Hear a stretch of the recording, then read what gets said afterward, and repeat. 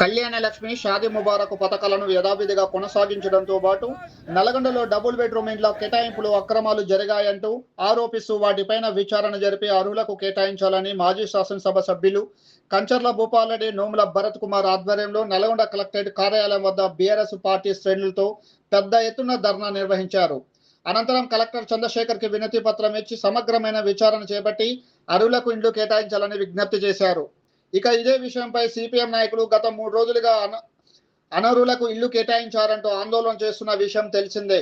అయితే ఇదే విషయంపై ఈ రోజు స్థానిక తహసీల్దార్ కార్యాలయం ముందు ఆందోళన చేస్తున్న సిపిఎం నాయకులు సలీం సతయ్యతో పాటు ఇతర సిపిఐ నాయకులను పోలీసులు అరెస్టు చేసి 1 టౌన్ పోలీస్ స్టేషన్ కు తరలించారు. వారికి మద్దతుగా బీఆర్ఎస్ రాష్ట్ర ప్రధాన కార్యదర్శి ఆర్ఎస్ ప్రవీణ్ కుమార్, మాజీ ఎమ్మెల్యేలు భూపాలరెడ్డి, నోముల భరత్ కుమార్ వారిని పరామర్శించి సంఘీభావం తెలిపారు. పేదలకు న్యాయం చేయమని అడిగితే నాయకులను అరెస్టు చేయడం శోచనీయమన్నారు. అక్రమాలు జరగకుండా సక్రమంగా పంపిణీ చేసే ఈ ఆందోళన చేయాల్సిన అవసరం ఉండేది కాదు కదా అని పోలీసులను ఉద్దేశించి అన్నారు. అందరూ మా ఇంటికి రావడం జరిగింది పెద్ద ఎత్తున. అందుకే 2 నియోజకవర్గాల తరఫున ఈరోజు ఇక్కడ రావడం జరిగింది. ఖచ్చితంగా కళ్యాణ లక్ష్మి షాదీ ముబారక్ ఇంకో నెల లోపల ఖచ్చితంగా, ఎందుకంటే ఇప్పుడు ఆర్డర్ వచ్చింది, ఇంటర్వ్యూ ఆర్డర్ వచ్చింది, అది ఫైనల్ ఆర్డర్ రాకముందుకే ఖచ్చితంగా వాళ్ళ వరకైనా, ఎందుకంటే దాంతో పాటు తులం బంగారం ఇవ్వాలి. వీళ్ళందరికీ కూడా 2023లో ఇల్లు అలాట్ చేయడం జరిగింది. అదేవిధంగా 552లో 131 మందిని గౌరవ కలెక్టర్ గారి దగ్గర పేషీలో ప్రజావాణిలో మేము పేదవాళ్ళము, మాకు గూడు కూడా లేదు, కూడు లేదు, గూడు లేదు, రోడ్డు మీద అడుక్కు అప్పుడు అడుక్కుంటున్న వాళ్ళకు కూడా మరి ఇల్లు ఇవ్వాలని చెప్పేసి అప్పుడున్న స్థానిక ఎమ్మెల్యే భూపాల్ రెడ్డి గారు వీళ్ళందరూ కూర్చొని ఇట్లా అలాట్ చేయించి ప్రతి దానికి కూడా రీజన్స్ కాలం ఇవ్వడం జరిగింది.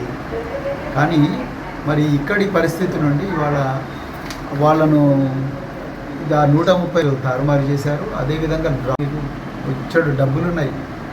వెంకటరెడ్డి గారు, మీకు మీ తమ్ముడు రాజగోపాల్ రెడ్డి గారికి గుమ్మి నిండా డబ్బులు ఉండి మొత్తం బయటకి ఓవర్ఫ్లో అవుతున్నాయి. ఈ పేదోళ్ళే దొరికినారండి మీకు, నాకు అర్థం కాదు. ఈ పేదోళ్ళ దగ్గర 3 లక్షలు 2 లక్షలు తీసుకొని ఈ లిస్టు తారుమారు చేసి వితౌట్ సైటింగ్ రీజన్స్, అంటే కారణాలు చెప్పకుండా మరి ఇండ్లు అన్ని లిస్టులు తారుమారు చేసి అడిగిన వాళ్ళను పోలీస్ స్టేషన్కి తీసుకొచ్చి అరెస్ట్ చేయడం. అదేవిధంగా వాళ్ళ పార్టీ ఆఫీస్కి పోయి ఆగస్టు 15th నాడు వాళ్ళను మళ్ళీ తీసుకుపోయి గుర్రంపోడు పోలీస్ స్టేషన్లో తన్నుకుంటూ తీసుకొని పోవడం. ఈ దౌర్జన్యాలు ఏంటి అసలు? ఇది వీళ్ళ హక్కు కాదా? ఇది అత్యంత పారదర్శకంగా జరిగింది. For every allotment there is a cogent reason.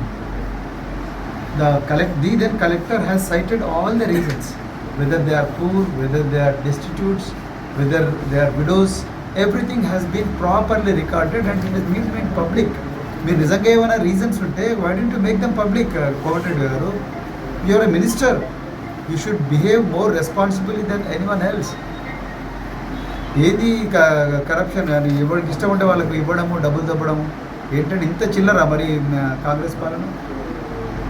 So మేము డిమాండ్ చేస్తున్నాం, వీళ్ళని వెంటనే రిలీజ్ చేయాలి పోలీస్ స్టేషన్ నుండి. అదేవిధంగా మరి ఈ పాత లిస్ట్ ప్రకారం అలాట్ చేయాలని చెప్పేసి డిమాండ్ చేస్తున్నాం. Thank you very much. జై తెలంగాణ. మీడియా మిత్రులందరికీ కూడా నమస్కారం. ఈరోజు Bharat Rashtra Samithi working president Shri KT Rama Rao గారి ఆదేశాల మేరకు ఈరోజు మరి నల్గొండ మాజీ శాసనసభ్యులు శ్రీ కంచర్ల భూపాల్ రెడ్డి గారు, అదేవిధంగా మరి సాగర్ మాజీ శాసనసభ్యులు శ్రీ భగత్ గారు, మిగతా సీనియర్ నాయకులందరి నేతృత్వంలో ఇలా మరి నల్గొండ జిల్లా కలెక్టర్ గారికి కళ్యాణ లక్ష్మి మరియు షాదీ ముబారక్ పథకాలను కొనసాగించాలి, కేసీఆర్ గారి ఆనవాళ్లను చెరిపేసే దుర్మార్గమైన కార్యక్రమం రేవంత్ రెడ్డి గారు ఏదైతే గత 3 సంవత్సరాలుగా చేస్తున్నారో ఆ కుట్రలో భాగంగా కళ్యాణ లక్ష్మి షాదీ ముబారక్ అనే గొప్ప పథకాలను మరి రద్దు చేసే కార్యక్రమాన్ని వెంటనే ఉపసంహరించుకోవాలని చెప్పేసి డిమాండ్తో ఈరోజు గౌరవ కలెక్టర్ గారికి కలిసి వినతి పత్రం ఇవ్వడం జరిగింది. నేను ఇప్పుడే పొన్నం ప్రభాకర్ గారి పత్రికా సమావేశాన్ని సెక్రటరియట్లో చూశాను. నిజంగా పొన్నం ప్రభాకర్ గారు, రేవంత్ రెడ్డి గారు మీరిద్దరూ అర్జెంటుగా రాజీనామా చెయ్యాలి. ఇవాళ పొన్నం ప్రభాకర్ గారు మీరు ఏమంటున్నారు? Government is very serious, government is very serious, government is very serious అని అంటున్నారు. దేనికి సీరియస్ ఉంది? Government is very serious to stop all the schemes initiated by honourable KCR గారు. మీరు సీరియస్గా ఉన్నది కేసీఆర్ గారి ఆనవాళ్ళను రద్దు చేయడానికి సీరియస్గా ఉన్నారు. నేను కుల్లా అడుగుతున్నా, మీకు అమ్మాయిలు మళ్ళీ బాల్య వివాహాలు చేసుకోవాలని ఉందా లేదా చెప్పండి. మీకు పక్కా అమ్మాయిలు మళ్ళీ చిన్నగా ఉన్నప్పుడే పెళ్ళిళ్ళు చేసుకోవాలని ఉంది. మీ కాంగ్రెస్ ప్రభుత్వం 55 సంవత్సరాలు ఈ దేశాన్ని పరిపాలించినప్పుడు జరిగినన్ని బాల్య వివాహాలు అన్నీ ఇన్ని కాదు. చేసిన అన్యాయాన్ని దృష్టిలో పెట్టుకొని ఆ అమ్మాయిల కష్టాలు కన్నీళ్ళు కడగండ్లు తీర్చడం కోసం ఒక తండ్రిగా, ఒక మామగా, ఒక పెద్దన్నగా కేసీఆర్ గారు మరి కళ్యాణ లక్ష్మి షాదీ ముబారక్ అనే ప్రోగ్రామ్, ఒక పథకాన్ని, దేశంలోనే ప్రతిష్టాత్మకమైన పథకాన్ని తీసుకొచ్చి 13 లక్షల మంది మహిళలు, అమ్మాయిలు బాల్య వివాహాల బారిన పడకుండా వాళ్ళు బాగా చదువుకొని వాళ్ళ కుటుంబాల అప్పుల పారిన కాకుండా పెద్ద పెద్ద ఫంక్షన్లకు పోయి అప్పులు చేసుకొని మళ్ళీ ఉరితాడు వైపు పోకుండా, ఉరికంబం ఎక్కకుండా ఇవాళ కేసీఆర్ గారు 13 లక్షల మంది మహిళల జీవితాలను కాపాడితే, 13 లక్షల మంది కుటుంబాల్లో వెలుగు నింపితే, ఈరోజు రేవంత్ రెడ్డి మరియు పొన్నం ప్రభాకర్ మిగతా అందరూ కాంగ్రెస్ నాయకులు కలిసి ఈ ప్రోగ్రాంను రద్దు చేసిండ్రు. నేను ఒకటే ప్రశ్న అడుగుతున్న పొన్నం ప్రభాకర్, మీకు రేవంత్ రెడ్డికి ఈ ప్రజా ప్రయోజనాల వాద్యం పడ్డదని తెలియదా? హైకోర్టులో విజయ్ గోపాల్ అనే ఒక అడ్వకేటు ఈ పిటిషన్ వేసిందన్న విషయం తెలియదా? ఈ పిటిషన్ను రేవంత్ రెడ్డి ఆ అడ్వకేట్లతో వేయించిండన్న విషయం మీకు తెలియదా? మీరు ఓపెన్గా చెప్పాలి. లేకపోతే పిఏఎల్ పడ్డ వెంటనే హైకోర్టు నుంచి గవర్నమెంట్ ప్లీడర్లకు కానీ, డిపార్ట్మెంట్ హెడ్కి కానీ, బీసీ వెల్ఫేర్ శాఖకు కంపల్సరీ నోటీస్ వస్తుంది, ఫోన్ కాల్ వస్తుంది. ఎందుకంటే నేను పొన్నం ప్రభాకర్ గారు మీ పేరే స్పెసిఫిక్గా ఎందుకు చెప్తున్నా అంటే, మీ బీసీ వెల్ఫేర్ శాఖనే కళ్యాణ లక్ష్మికి నోడల్ డిపార్ట్మెంటు, షాదీ ముబారక్ కూడా మీరే నోడల్ డిపార్ట్మెంటు. ఏ మంత్రి నిర్ణయం తీసుకోవాలన్నా ఆ నిర్ణయం అనేది మీ ద్వారా నుంచే పోవాలి. హైకోర్టులో పిటిషన్ పడ్డ వెంటనే, జూలై నెలలో పడ్డ వెంటనే మీకు ఫోన్ కాల్ వచ్చి ఉంటుంది. మరి మీరు అందరు అధికారులను పిలిపించి ఉండాలిగా. పిలిపించి BC welfare, SC welfare, tribal welfare, minority welfare ఈ అధికారులందరినీ కూడా పిలిపించి మీరు ఏమయ్యా పిటిషన్ పడ్డది, మాకు అధికారం లేదని ఆయన అడ్వకేట్ అడుగుతూ ఉన్నాడు, మనకేమేమి అధికారాలు ఉన్నాయి? కేసీఆర్ గారు 10 సంవత్సరాలు ముఖ్యమంత్రిగా ఉన్నప్పుడు పడని పిఐఎల్ ఇప్పుడు ఎట్లా పడ్డదని ముందు పరిశోధన చేయాలి కదా ప్రభాకర్ గారు. మీరు చేయలే. మీరు అధికారులను పారావైజ్ రిమార్క్స్ తీసుకురమ్మని అడగలే. పారావైజ్ రిమార్క్స్ తీసుకొచ్చి మనం మళ్ళీ కౌంటర్ వేయాలి కదా హైకోర్టులో అని అడగలే. అదేవిధంగా లా డిపార్ట్మెంట్కి దీన్ని పంపించాలి. ఇలా రాష్ట్రంలో లా మినిస్టర్ ఎవరు? లా డిపార్ట్మెంట్ ఎవరి చేతిలో ఉన్నది?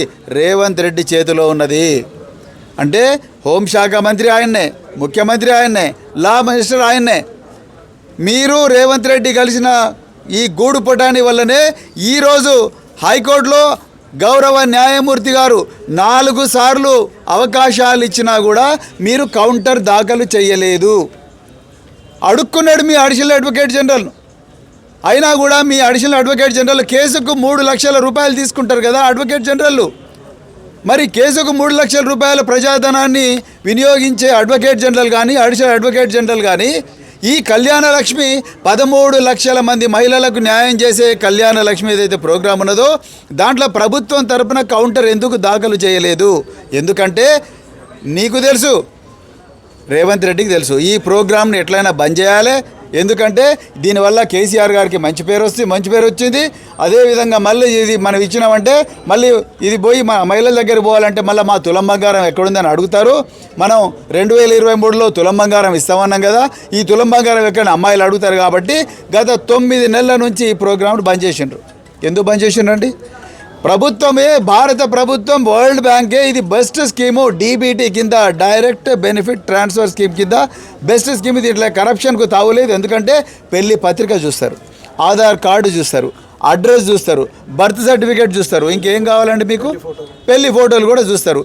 డైరెక్ట్ పెళ్లి పందిర్లోకి పోయి మా కంచర్ల భూపాల్ రెడ్డి గారు, నోముల భగత్ గారు, మరెందరో ఎమ్మెల్యేలు పోయి డైరెక్ట్ పెళ్లి మండపంలోనే, కళ్యాణ మండపంలోనే కళ్యాణ లక్ష్మి చెక్కులు ఇచ్చిన చరిత్ర భారత రాష్ట్ర సమితికి ఉన్నది. ఇలా మీ పుణ్యమాని వాళ్ళు తల్లులైనరు, వాళ్ళు అమ్మమ్మలు అయ్యేదాకా మీరు వాళ్ళకి చెక్కులు ఇచ్చే పరిస్థితి లేదు. అది పరిస్థితి ఇలా తెలంగాణ రాష్ట్రంలో. నేను ఒక్కటే క్వశ్చన్ అడుగుతున్నా, మీ రేవంత్ రెడ్డి గారికి, మీ పొన్న ప్రభాకర్ గారు, మీ ఇద్దరికి ఈ విషయం తెలుసు, ఇది పిఐఎల్ పడ్డదన్న విషయం తెలుసు, ఈ అడ్వకేట్ జనరల్ అపియర్ అయ్యండి అన్న విషయం తెలుసు. కానీ మీరు ఇన్స్ట్రక్షన్స్ ఇవ్వలేదు కాబట్టి ఆయన కౌంటర్ దాఖలు చేయలేదు. మీ ఇప్పుడు మీరు సెక్రటరీలో కూర్చొని ఈరోజు ఏమంటున్నారు పొన్న ప్రభాకర్, మేము విచారణకు ఆదేశించినాం. ఏ విచారణకు ఆదేశించినావా? చెప్పింది నువ్వే, చెప్పింది మీ ముఖ్యమంత్రి. మీ ముఖ్యమంత్రి మీరు ఇద్దరు కలిసే ఈ గూడుపుటాన్ని చేసిండ్రు, లేకపోతే మీకు తెలియకుండా జరుగుతాయా? మీ ముఖ్యమంత్రి అంటున్నాడు, నేను రోజుకు 18 గంటలు పనిచేస్తున్నా అంటున్నాడు ముఖ్యమంత్రి. 18 గంటలు ఎవరి కోసం పనిచేస్తున్నావు నాయన రేవంత్ రెడ్డి? భూములు కబ్జా చేయడానికి పనిచేస్తున్నావు. మీ అనుచరులందరూ కూడా హైదరాబాద్ చుట్టుపక్కల భూములు కబ్జా చేయడానికి పనిచేస్తున్నారు. మీ అనుచరులు, మీరు, మీ పొంగులేటి శ్రీనివాసరెడ్డి అందరూ కలిసి పేదోళ్ళ భూములు, దిగువ మధ్యతరగతి భూములు, వాళ్ళందరి భూములు అన్నీ కూడా 22A కింద నిషేధిత భూముల జాబితాలో పెట్టి అవన్నీ కూడా ఖతం చేసి వెనక నుంచి డోర్ ఓపెన్ చేసి వాళ్ళ దగ్గర నుంచి కోట్ల రూపాయల డబ్బులు ఓపెన్ చేయడం కోసం, కలెక్ట్ చేయడం కోసం మీరు 18 గంటలు పనిచేస్తున్నారు. ఏ సర్వే నెంబర్ ఎక్కడుంది, దాన్ని ఎట్లా కొట్టేయాలి, ఎక్కడ రియల్ ఎస్టేట్ దందా చేయాలి, ఎక్కడ వెనక నుంచి ఎంఆర్ఓలకు తెలియకుండా, ఆర్డీఓలకు తెలియకుండా భూముల రికార్డులు తారుమారు చేయాలి. వాటి మీద మీరు 18 గంటలు పనిచేస్తున్నారు. కేసీఆర్ గారు ఇట్లా పనిచేయలేదు. దుర్మార్గమో కాంగ్రెస్ పార్టీ మన కోమటిరెడ్డి వెంకరెడ్డి గారు చేస్తుండో మీరు ఆలోచన చేయాలి. కాబట్టి దయచేసి వెంటనే ఎవరికైతే ఆ 250కి సంబంధించినటువంటి మళ్ళీ వార్డు వైజ్గా డ్రా తీసి అందరికి కూడా మరి మీరు ఆ పేద వర్గాలకు డబుల్ బెడ్రూమ్లు ఇవ్వాలనేది మా యొక్క ఆలోచన.